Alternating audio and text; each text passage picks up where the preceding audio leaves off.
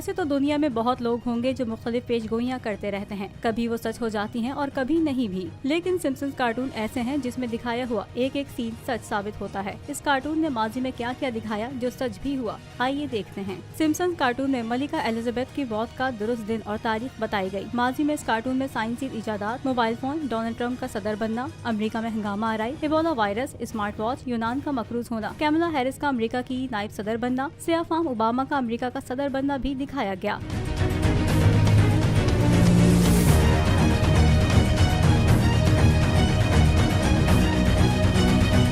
अब इस शैतानी कार्टून ने पाकिस्तान में तबाहियों की पेशगोई की है। कार्टून में अगले साल 2023 दुनिया के कई ममालिक में खतरनाक जलजले की पेशगोई की गई है। इस कार्टून के मुताबिक पाकिस्तान अगले साल बुरी तरह जलजले की लपेट में आएगा और पाकिस्तान में बड़ी तादाद में लोगों की जान भी जा सकती है। सिम्पसन्स कार्टून में भारत के पाकिस्तान पर एटमी हमले की पेशगोई भी की जा चुकी है। अब ये पेशगोई है या कोई शैतानी मंसूबा, ये तो वक्त ही बताएगा।